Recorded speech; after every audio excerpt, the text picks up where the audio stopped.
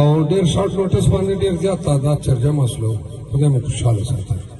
زه به اجازه اخلم خود ودرې خبرې کوم بیا به اشفاق خان جان سره منجم دی خواجه خیرو چې موږ ډیره غټه جلسه ده اخر کې انتظار کوي 2 بجې ټیم مې ورکړو طارق سید خان وچینی دی به تاسو سره خبره کوي بیا به موږ سبداد مې داخل صاحب خاني کوي چې موږ بیا جلسه ده.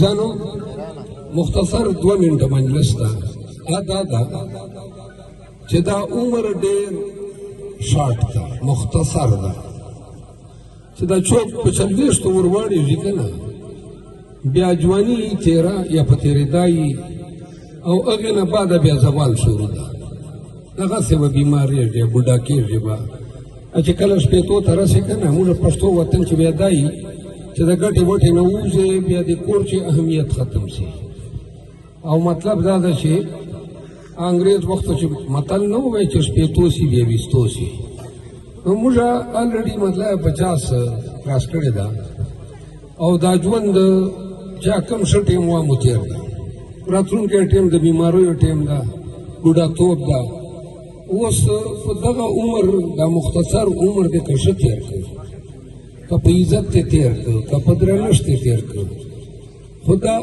150 کالو بعد به د لمسیو ته خلک ورته وایي چې نیکه دې ډېر ښه تکړه مېړانه سړی و که سپک عمر دې تېر کړو موږ مسلمانان وایي چې خدای دې وبخښي خو چې چا ظلم کړی چا حق والی چا مړ ګوډې کړی او حقونه ورته پاته وي خدای نه بخښي خبرې تمهید مې دې پورې درته وتاړه چې د خان سره نن وخت چې ډېر ظلم زیاتوب روان ده 13 میاشتو نه بلکې 14 او 21 میاشت ده اپریل کې موږ حکومت لاړی او دا نن وخت پورې ما د تېر جلسې چې هغه ظلمونه بیان کړي بیا مې کتل بیا خلکو ژړل ډېر مې ولیدل چې ویې ژړل زه نه غواړم چې دلته تاسو زه وژړوم خو داسې مو زړه چې کوم دا ډک ته او دوره بد مو لیدلي دي د دې ریاست د حکومت دوره مکروه چهره مو کتلې ده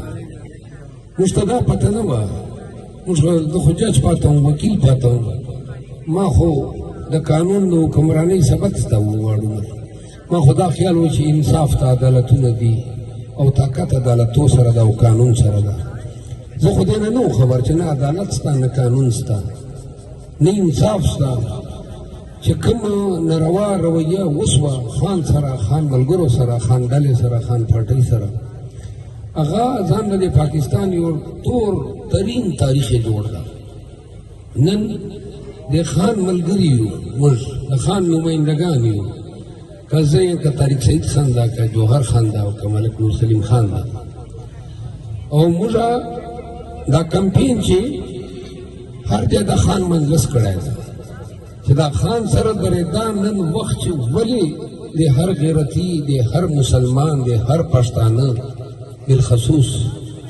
ضرورت هم ده او پکار هم ده یو مظلوم سړی او هغه انسان چې کوم ټول ځواني خپل عمر د قام ولس خدمت ته وقف کړ د کینسر هسپتالونه یې واخله په یونیورسټیو ودروه د ده ځواني وګورو دا ټول ملک په ټي وي په موبایل چې بنده ده شهزادګانو غوندې عمر یې تېر ده واړ عمر یې ورکړه کړې ده د ده په یوه اپیل باندې د لاهور شوکت خانم ته 9 اربه روپۍ هر سال چنده جمع کېږي ولې چې هلته د غریب علاج فری ده او کینسر ډېر ګران علاج ده نو دو د توشخانې د ګړۍ کیس په جوړ کړ چې هغه پیسې د بنیګاله چې سړک باندې ولګولې نو کله توشخانه او یو زاغي کیس چې وکیل و هسې ګپ دا سایفر کیس دی چې وکیل پاته هسې ډراما ګپ نه چې کیسونه دي خو نن وخت چې په کیسو په نام باندې عدالتونو موږ ته یو فریق جوړ شوي دي سپریم کورټ ورچیک سره چې الیکشن دا آئین وایي آرټیکل 228 چې الیکشن به الیکشن کمیشن کوي فیر ټرانسپیرنٹ او فری نو موږ بیټ نشان وایي دا بیټ نشان ته نه لیکي مطلب یې دا و چې دا آزاد رئیس چې آزاد چې پاس شو بیا چې چوک کلر ډېر کمزور رہی چې چوپ چاپېړې ته سم کړو فارورډ بلاک پکې جوړ کړو حکومت پکې جوړ او دې سره د انتخابي نشاناتو نه د ډي آر او ارګانو سړیتوب وګورو، چاته چپلې ورکړې ده، چاته ډول ورکړی ده، چاته باجه ورکړې ده. دا د انسانیت ده. هغه توهین پهلو چې کوم ده هغې چې هم توهین ده. ډېر رانه واخیست ټول لایف، ټول د ده ټبر، د ده بچي، هر شي باندې کیسونه دي. د ده په نکاح کې ستا هغې څه څه وکړي. نو لهذا دغه سړي سره چې کوم د اسلام دپاره، امت مسلمه دپاره، د ناموس رسالت دپاره دغه سړي کوم خدمات دي او کوم د دې عوامو دپاره د خدمات دي. یو وصیت کارډ چې کوم ده په دې 3.5 کالو چې څوک چا داسې غریبانو منصوبه نه روباسله چې 10 لکه روپۍ جیب ته در واچوي چې ورته که بیمار دی و حکومت پې ته علاج کوي. د سړي چې کوم ده ټول ژوند دی هغه ته ورکوي.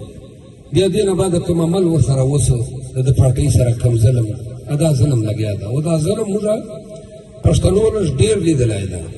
نو دې له وجې نه پښتانه زر چیکسل، ولې چې موږ د بدماشۍ سره، لوړ سره، تاڼېداري سره، دغې سره موږ عادتیان یو. نو په دې پوهېږو نه مو شو ټیټولی. ځکه چې پښتونخوا ته درېدلو درس چرچې نشته. نن ګډ پښتونخوا چې الحمدلله موږ کمپین سره روان دی، خو پنجاب چې بیا هم بندیز ده.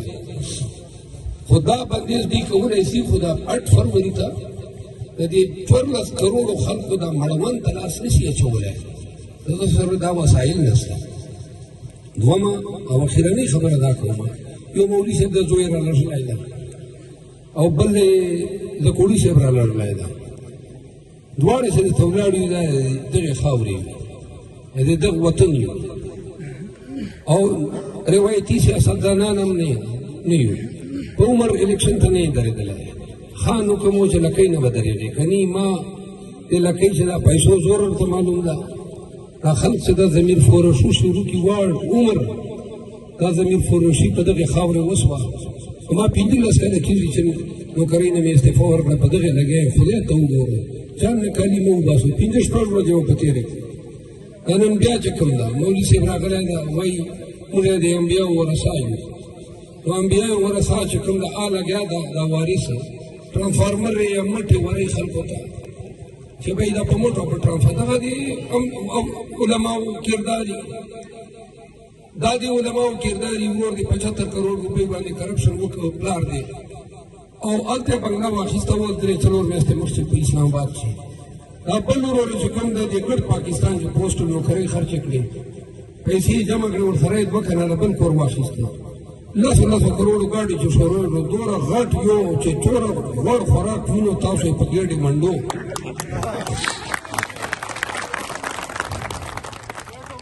چې مړۍ هغه هغې وګورو ویډیوګانې ګډېنګانو غوندې ګډ ورته ناست دي. پوه شولې که نه؟ دا د علماو کرداري. پیغمبر خو به پیوندونه لګولي خپل په لباس کې، 5 ورځې بیا خوراک نه مینداوه. دنه یې پوښتنه وکړه چې دا کورونه، دا مالونه، دا خرچې، دا ګاډي، دا لګتې له کوم ځای راغلې؟ کاروبار خو یې نشته که نه؟ تاسو به خبر وو چې کاروبار یې نشته. مشرانو یې وویل مارغ کړی و، خو زه بیا نه کوم. خو لکه دوه خو چې کاروبار نشته که نه؟ کاروبار دې نشته نو صافي پوښتنه یې وکړه چې دا پیسې دا کوم ځای ده؟ نو ویې یاره دا خو چې کوم د غیبي امداد دی چې روان دی. نو چې ده ته داسې غیبي امداد ورځي بیا لکۍ ځینې خلکو ده ته به ووټونه غیبي راځي، بیا تاسو مه ورکوئ. او که نه چې هلته غیبي امداد درته راغی بیا ووټونه به هم تا ته دا غیبي امداد چې کوم ده په تا باندې نازلېږي. دا غیبي امداد موږ ته معلوم ده چې یوه نوکرۍ دې خرڅه کړې ده، په جیب دې منډلې ده. 84 کروڑ روپیو فنډ دې خرڅ کړه، 5 کروڑه دې کاري ته ورکړه، دې لکۍ ده 1 ارب روپۍ چې منظوره شوې. غیبي امداد دغه و چې د تا جیب ته واچوه. غیبي امداد هغه و چې دا اوس دلته ده نظیر اکسن ده دا فلډ والا، دا یو ورور ده هغه چا کوم ما ته پیغورونه کول، په 100 لکه یې بدل کړه. مطلب دا د نوکرۍ بدلۍ دې په 100 لکه کړي دي. داود خټک دی نوشیرې والا، دوی وایي چې و ما ته راغلی زه PTI ته درځم. ولې جلدې راځې؟ وایي ځکه جلدې درځې چې ما 2 کاله ورسره تېر کړل، ورور مې په NHA چې و په مینې باندې 10 لکه یې راته بدل کړ. لہذا پریږده یو نه سل زره اگزامپل در کولی شم چې د کوم پیسې دو څه طریقې سره جمع کړې ده خو تبلیغ والو کلي وي چې مطلب دا ده چې ګزاره ورسره کوه نو نور نه پیسې لګېږي ټیک شه که نه او دا درته وایم بل غزني شیرو خانان دي هغو خو هم 50 کاله لا ملا ده لا ده دولت والا بلا ده دواړه چې کوم ده په تاسو تېر کړل 50 کاله چېرې یو ورته د خپل ولس دغو نمایندګانو ته ووټ ورکوي طارق سعید خان یو ځوان 10 کاله تاسو باندې انور حیات خان تېر کړل 15 کاله هلته منور خان تېر کړل مولوي صاحب وایي چې موږ علما یا موږ ډلې وال چې کوم سړي ته دې ووټ ورکړی بیا به محشر په ورځ تاسو سره